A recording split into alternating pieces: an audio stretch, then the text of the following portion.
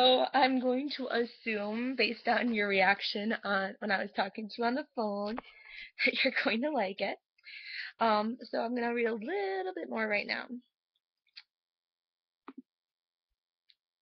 Alright.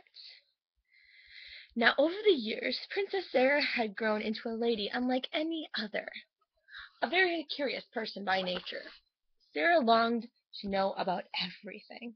The isolated castle and the grounds around it presented the perfect opportunity for the princess to gain such knowledge. By the end of her second year she knew everything there was to know about rocks and the masonry of the castle. However, when it came to social skills, the princess was lacking. Though she had the company of her friend Lady Delia and her cow nurse, it was not enough for a princess, particularly one who needed to find love. This presented another problem for Sarah, for she did not know what romantic love truly was. Yes, she had seen the cordiality her parents displayed around each other, but that's where it ended. And the love shown in the tales of romance Sarah had desperately scored over countless times? Well, she didn't believe it. The princess could not see how this kind of death-defying love could sprout overnight. It did not seem logical. Now, most people sharing Sarah's opinion may have simply given up on love and settled for something less. However, Sarah could not give up. Her country's fate and her only chance at living a somewhat normal life depended upon finding true love.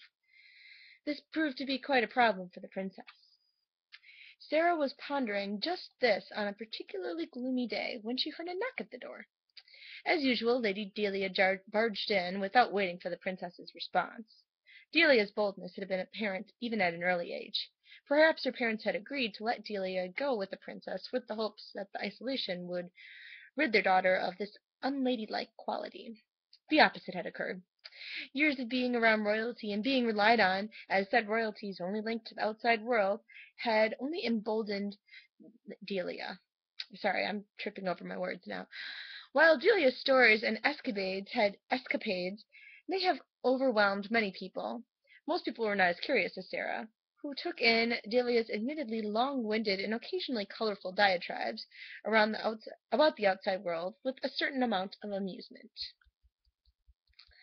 "A man came by today," Delia stated without preamble. "He brought this letter for you." Sarah took the letter with the familiar royal seal from Delia with surprise. It was much too early for her mother's quarterly letter about the court affairs. "Well, are you going to open it?" Delia asked. The curious gleam in her eyes reminded Sarah why they had been friends for so long.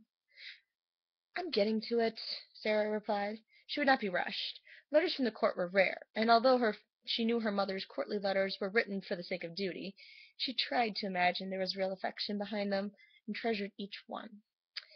This unexpected letter was no different. Ignoring Delia's huffs of impatience, Sarah slowly opened the envelope. She was surprised to see the letter was written in her father's spidery script instead of her mother's more careful calligraphy.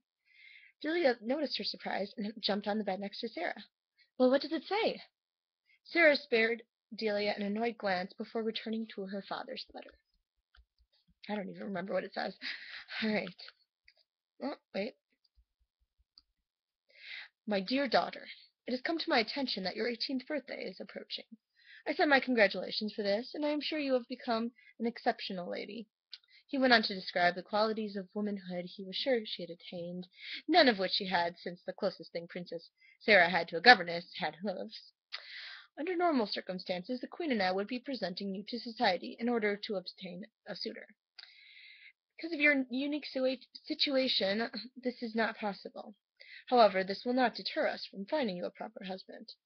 Within a week of this letter a succession of suitors, aware of your predicament, will come to call. They are all exceptional men in their own right, and most certainly fit to inherit the throne. It is my expectation that you will select one to become your husband, and break the curse. If you cannot find a suitable man to break this curse, I am afraid I must look to the future of the kingdom, and begin your cousin Lord Matthew's instruction on the ways of the king. Of course, I am sure this will be unnecessary with the suitors I have sent your way. I look forward to seeing you and my future heir at the winter festivities. Your father, King Byron." Dick. Sarah dropped the letter and left the room without another word. She sped down the spiral staircase and out the doors leading to the courtyard. She kept on walking until the castle was a speck and she was surrounded by open fields. Sarah slumped to her knees and buried her face in her hands. If she were a normal princess, her situation would not be so difficult. She would simply pick the most agreeable of the men her father sent and present him as her husband at the court's winter festival. However, her curse made things more difficult. There had to be true love between her and her suitor for there to even be a chance at breaking the curse. Sarah's father never bothered to become acquainted with his daughter. How would he know the type of man she would come to love? He most likely sent men of rank whose confidence and ambitions to rise higher overrode their fear of confronting a goddess. And in such a short amount of time? Sarah knew nothing of true love. Now she had to find a man who was willing to face a goddess' wrath in little over half a year's time. It seemed impossible. Yet her father's threat, if she did not succeed, rang clear. She would be disinherited in favor of her cousin, and would most likely be forgotten in her secluded castle. Sarah then did something she had not done since her first year in the castle. She cried. These were not the graceful tears of a damsel in distress, or a maid about to meet her fairy godmother.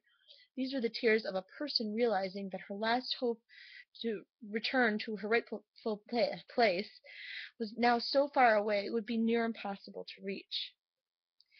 In most stories, the tears of cries of the heroine, I can't speak, are eventually silenced by sleep.